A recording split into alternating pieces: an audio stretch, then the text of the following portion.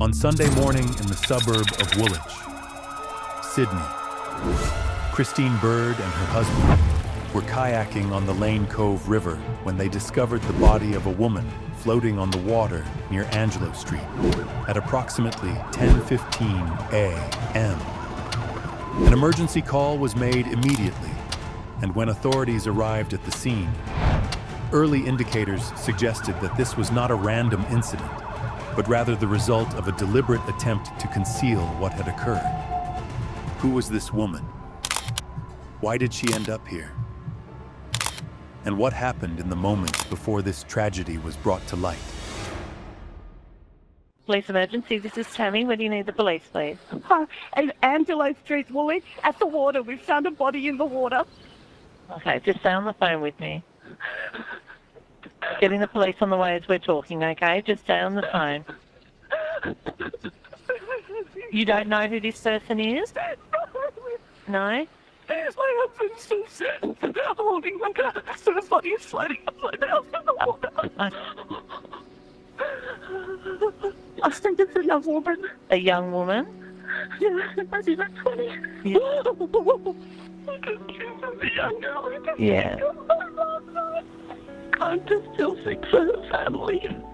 I've got teenage daughters.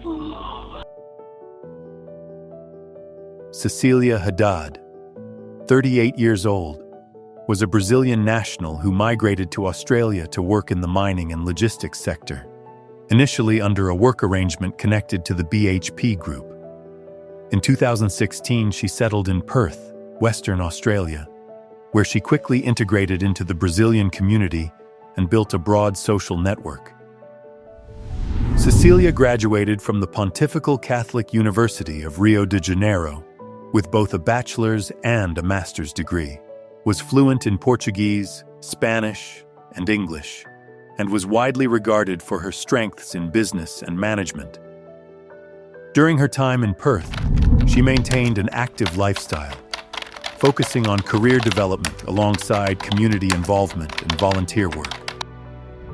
After a brief marriage that ended in divorce, Cecilia remained in close contact with friends and continued seeking new professional opportunities. This eventually led her to Sydney, New South Wales, where she accepted a position at Pacific National while also establishing her own consulting firm, CHC Consulting, specializing in industrial and international logistics. In Sydney, Cecilia rented an apartment on St. Anne's Street, located near the waterways of Sydney Harbour, continued her fundraising efforts for the Heart Kids Foundation and her support for disability services, while maintaining her personal life and beginning a new relationship.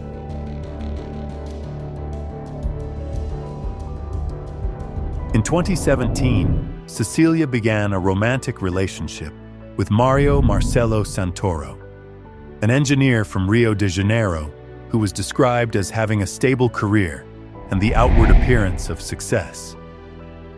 The two shared similar backgrounds and interests and quickly became close, frequently traveling together and presenting themselves as a compatible couple.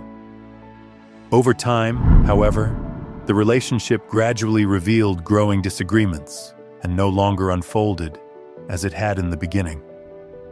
During a return trip to Perth, Cecilia confided in friends that the relationship was not meeting her expectations and that Santoro was not the right person for a long-term commitment. The behaviors she described led her friends to advise her to end the relationship and ask Santoro to leave. Two of Cecilia's close friends, Carol Camara and Rita Maricil, later confirmed that, at the time, Cecilia had said she did not feel threatened and believed Santoro would not pose any danger to her. In May 2018, after a period of ongoing conflict in the relationship, Cecilia informed Mario Marcelo Santoro that she had decided to end things and asked him to return the apartment keys, making it clear that each of them would go their separate ways. Santoro did not accept this decision and continued trying to re-establish contact with Cecilia. What began as attempts to preserve the relationship gradually turned into persistent efforts to seek meetings and communication, despite her wishes. Over time, arguments escalated, and Cecilia started to recognize signs that her personal boundaries were no longer being respected. She limited the amount of time she spent at her apartment, frequently staying overnight at friends' homes or in hotels around Sydney, and only returning to her residence briefly. During this period, Cecilia noticed indications that Santoro was still able to access the apartment, which was later determined to be the result of him having unauthorized copies of the keys made. Some belongings appeared to have been disturbed, suggesting that someone had entered the apartment while Cecilia was away, although it was not possible to determine exactly what had occurred during those times. After noticing unusual changes in her apartment, Cecilia informed her friends, who advised her to contact the police, although she did not take that step. When she confronted Mario Marcelo Santoro directly about accessing the apartment, he stated that the relationship was over and said he would leave Australia to return to Rio de Janeiro, promising that he would no longer make contact or appear in her life. According to what was discussed, this departure was planned for Sunday, May 29, 2018. Based on that assurance, Cecilia agreed to meet Santoro with the intention of bringing the relationship to a complete and final close.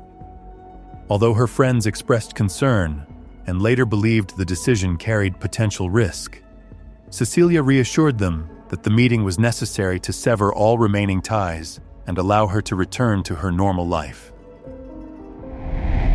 On Friday, May 27th, Cecilia spent the afternoon and evening attending a barbecue with friends in Sydney before returning to her apartment on St. Anne Street and staying there overnight. The following morning, between 8 a.m. and 9:30 a.m., she made several phone calls and exchanged text messages with friends in both Sydney and Perth, during which she mentioned plans already arranged for the afternoon, including meeting someone she had previously supported through her community work. However, Cecilia never arrived at the scheduled meeting, and from that point on, all calls and messages sent to her went unanswered.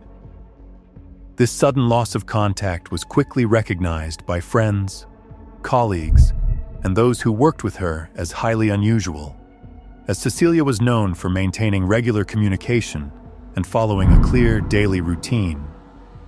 Later that day, Cecilia's mother received a WhatsApp message sent from her daughter's phone number stating that Cecilia planned to go to the Blue Mountains for a short break and would get back in touch after returning. Subsequent investigation, however, determined that the message was not sent by Cecilia, but was instead sent by Mario Marcelo Santoro using her phone. At the time the message was sent, Cecilia was no longer able to communicate or take any action on her own. My sweet Milu, my WhatsApp isn't good. I haven't come across Polka, a nickname for Mario Santoro.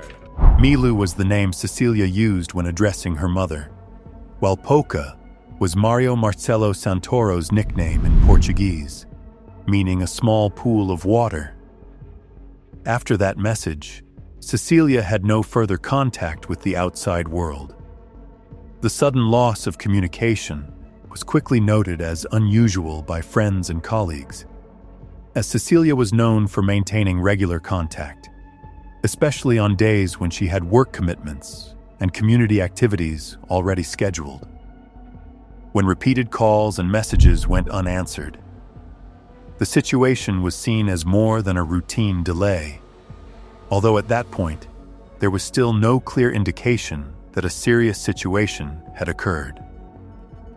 The next time Cecilia was encountered by anyone outside her immediate circle was on Sunday morning, when Christine Bird and her husband, while kayaking in the Woolwich area, discovered the body of a woman floating on the surface of the Lane Cove River, later identified as Cecilia Haddad.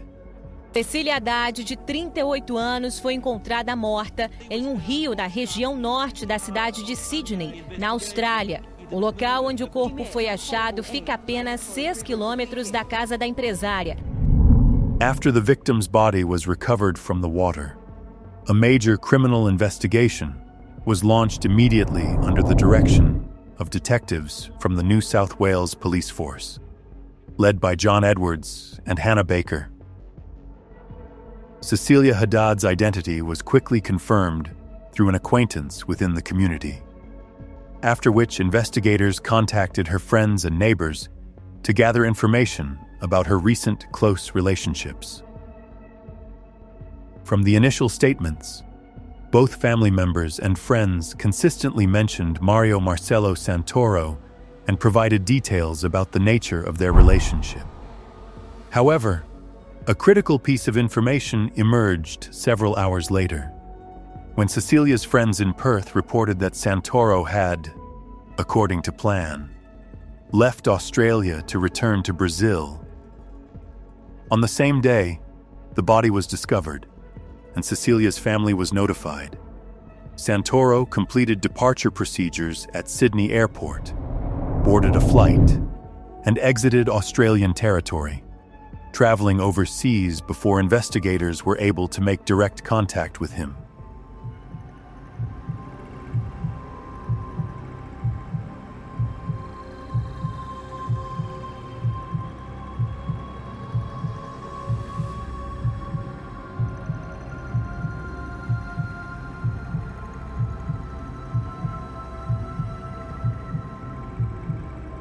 Mario Marcelo Santoro's departure from Australia placed law enforcement in a complex legal position, as had he remained within Australian territory, investigators would have been able to detain and question him under standard procedures. Once Santoro moved beyond Australian jurisdiction, police no longer had direct access to him, forcing a shift toward indirect investigative measures and international cooperation. This challenge was further compounded by provisions in the Brazilian constitution, under which Brazilian citizens cannot be extradited to another country under any circumstances, even when facing serious criminal allegations. In this context, Australian police were required to focus on gathering and strengthening the evidentiary brief to be transferred to Brazilian authorities, where jurisdiction and any potential legal proceedings would be carried out under local law. Although the lack of extradition could be seen as providing Santoro with a temporary advantage, Brazil's legal framework still allows for the arrest and prosecution of Brazilian citizens at the request of another country, provided that all court proceedings take place within Brazil. Aware of this, New South Wales police detectives John Edwards and Hannah Baker determined that the critical factor in the case lay in building a comprehensive and compelling evidentiary brief to be handed over to Brazilian authorities. Evidence collection began immediately, with one of the earliest and most significant leads being Cecilia's red car, a vehicle that was easily recognizable in the area where she lived. According to neighbors, the car was seen parked near the apartment on Saturday morning, but was no longer there later that evening. After investigators became aware of the WhatsApp message referencing a trip to the Blue Mountains, they searched the nearby West Ryde train station area and quickly located the vehicle parked in the station's commuter car park. Alongside efforts to track the vehicle, investigators collected and analyzed data from the mobile phones of both Cecilia and Mario Marcelo Santoro. One team focused on reviewing Cecilia's call logs and messages to identify her final communications, while another mapped signal data from mobile towers associated with Santoro's phone. From this information, investigators were able to quickly reconstruct his movements on Saturday morning and cross-reference them with footage from security cameras and other surveillance sources in the area. The data showed that at approximately 7:30 a.m., Santoro walked to Cecilia's apartment, remained in the vicinity for a period of time, and was later recorded at a grocery store before returning to the apartment and entering the building. During this period, there was no direct footage from inside the apartment, aside from WhatsApp messages sent from Cecilia's phone. Based on the combined evidence, investigators determined that within this time frame, a serious act of violence occurred that left Cecilia unable to communicate, after which her phone was used to fabricate false information about a trip and to facilitate the concealment of the victim. Cecilia's red Fiat continued to feature prominently in the chain of evidence after it was identified as the vehicle Mario Marcelo Santoro used to leave the apartment with the victim's body. Mobile phone location data combined with surveillance camera footage showed Santoro driving through several streets in the Woolwich suburb before stopping near the Lane Cove River. Camera images captured him exiting the vehicle briefly and then returning moments later, indicating that the act of concealment took place along the riverbank. In several frames, wet footprints were visible on the ground near where the car had stopped, and a pair of shoes later found in the area was identified as belonging to Santoro. After leaving the scene, Santoro continued moving around the area, including stopping at a store to make a purchase before driving to West Ryde train station, where he abandoned the vehicle. On his way back to his accommodation, he appeared unaware of the residential surveillance cameras. Footage showed Santoro changing clothes and placing items into a washing machine before resting. And the following morning, the same system recorded him leaving the residence carrying luggage. An Uber vehicle transported Mario Marcelo Santoro to Sydney Airport, marking the final stage of his departure from Australia. But the trip later became a critical link in the investigation. Through trip data and image verification with the service provider, police identified the driver who had taken Santoro, and the driver reported a distinctly unusual request during the journey. According to his statement, Santoro asked to travel across the Gladesville Bridge on the way to the airport, a bridge spanning the Parramatta River at a considerable height above the water. As the car reached the middle of the bridge, Santoro requested that the driver move into the far left lane, then lowered the window and threw a small object over the safety barrier. The driver stated that the object appeared to be a set of keys. Based on this information, authorities conducted a search beneath the bridge and, after approximately 3 weeks, recovered a set of keys that included a functional key to the red Fiat vehicle, along with a souvenir keychain depicting Christ the Redeemer in Rio de Janeiro. Items later confirmed to be directly linked to Santoro and Cecilia's car.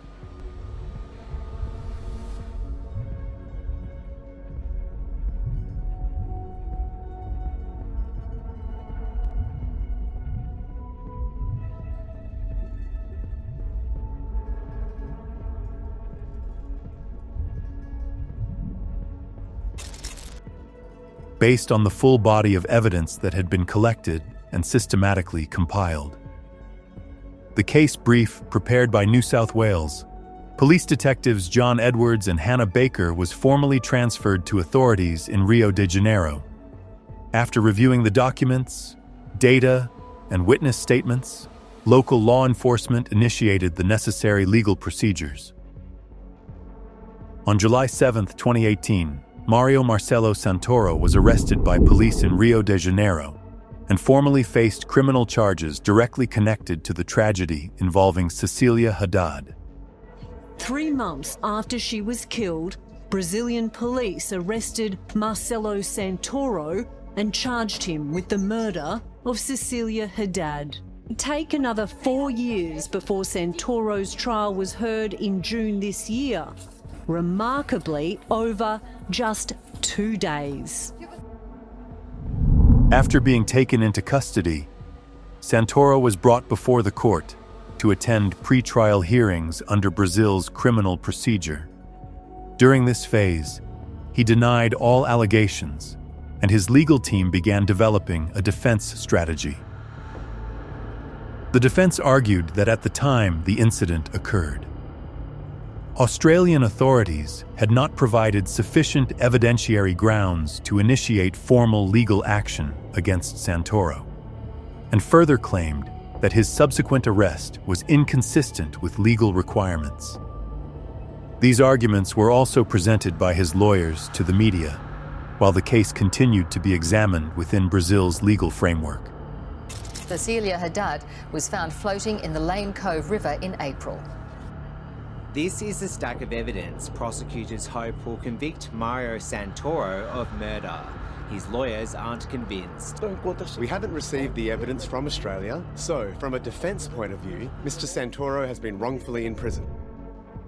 Judge Daniel CTA took a position contrary to the defense and issued a remand order placing Mario Marcelo Santoro in pre-trial detention while awaiting trial.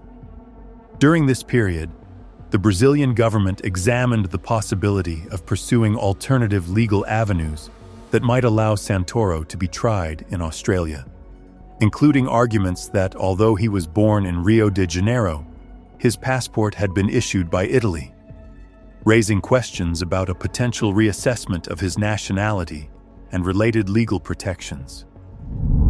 However, after evaluating the broader legal consequences, authorities concluded that revoking citizenship would create a precedent inconsistent with the spirit of the Brazilian Constitution.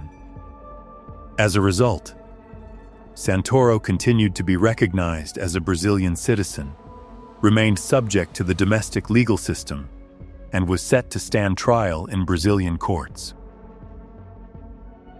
While in pre-trial detention, Santoro was held at Benfica Prison, a correctional facility in Rio de Janeiro known for severe overcrowding and harsh living conditions. Mario Marcelo Santoro remained in pre-trial detention for nearly 4 years before the case was formally brought to trial in Brazil. During this period, Australian detectives were informed that under local criminal procedure, once a case is brought before a judge, trials typically proceed quickly, with verdicts often delivered within 1 to 2 days after the presentation of evidence and testimony begins. However, the attempt to commence the first trial did not proceed as scheduled when Santoro announced that he was terminating his agreements with his entire defense team, forcing the proceedings to be halted in order to ensure his right to legal representation as required by law. Shuffled in by armed guards to the front of Rio's federal court. It's been years since Australia has seen accused killer Marcelo Santoro, and today, dressed in casual clothes, he delivered a serious blow. After announcing that he was terminating his agreements with his previous legal team, Santoro required additional time to assemble a new defense group, and during this waiting period, he was returned to Benfica Prison. Throughout this subsequent period of detention, Santoro held conversations with the prison chaplain responsible for religious services and with several correctional officers, during which he expressed an intention to change his defense position and acknowledge conduct related to the case. On June 21st, Santoro was escorted back to court for the formal trial proceedings to begin. Cecilia's family and friends were present at the hearing, with some appearing outside the courtroom and speaking with the media, while those residing in Australia participated as witnesses via video link in accordance with procedural rules. Ela já tinha ajudado ele em tudo, não precisava ajudar em mais nada. Ela só queria ele fora do apartamento, e ele não saiu do apartamento. Detectives from the New South Wales Police Force, John Edwards and Packer, were also present in court in an observational and procedural support capacity. On the first day of testimony, Mario Marcelo Santoro appeared to be in an unstable mental state and delivered an admission directly connected to causing the tragedy involving Cecilia Haddad, marking a significant turning point in the course of the trial. Amy disse que estrangulou a ex-namorada no momento de transtorno. Arrependido. Foi assim que Marcelo se apresentou no tribunal. O engenheiro chorou durante o depoimento e pediu perdão à família de Cecília. Por isso que eu peço, eu sei que perdoar não faz esquecer, mas cura, entendeu? Cura. Apesar da confissão, Marcelo Santoro rebateu alegações feitas no júri. Negou que era sustentado pela vítima.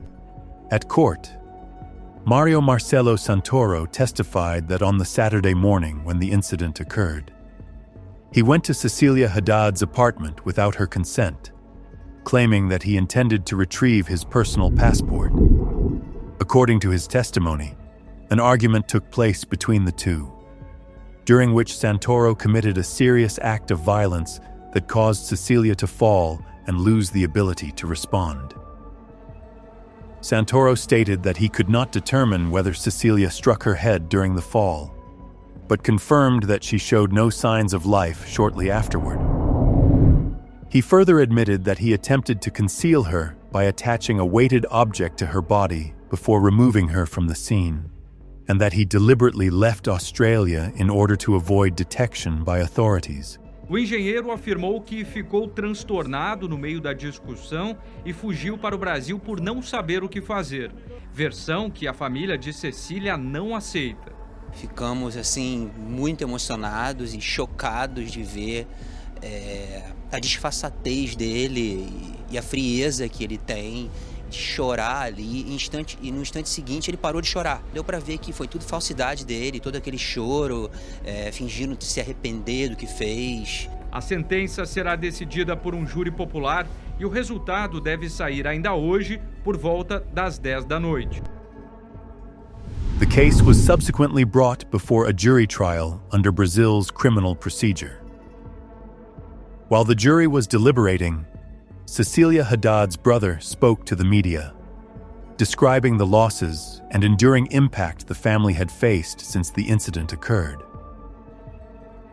At the conclusion of deliberations, the panel of 7 jurors unanimously found Mario Marcelo Santoro criminally responsible for causing Cecilia Haddad's death and for engaging in acts to conceal her afterward. The court sentenced Santoro to 22 years in prison for causing the tragedy involving Cecilia Haddad, with an additional 5-year sentence imposed for the concealment of the victim. Following the sentencing, Santoro was escorted back to Benfica prison in Rio de Janeiro to continue serving his sentence in accordance with Brazilian law.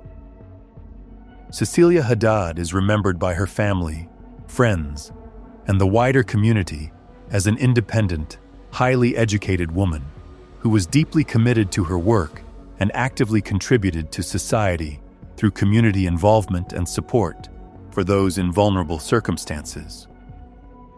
Her life was defined by determination, an ability to connect with others, and a genuine desire to build a better life in the place she called home. Cecilia's passing left a profound void for those who loved her and for everyone who had the chance to work alongside her. This tribute is offered to honor her life and the values she embodied, standing apart from and beyond the events of the case itself. The case of Cecilia Haddad came to a close with a clear verdict, yet the consequences it left behind remain a powerful reminder of the hidden risks within relationships when personal boundaries are not respected and warning signs are dismissed. This story underscores the importance of listening to concerns raised by those around us, seeking timely support, and never underestimating controlling or monitoring behaviors. Thank you for following today's story with the True Crime Documentary channel. If you have any thoughts or wish to express your remembrance for the victim, please leave a comment below. Don't forget to share the video, subscribe to the channel, and hit like to continue accompanying us through future true crime documentary cases. Goodbye, and I'll see you again in the next stories.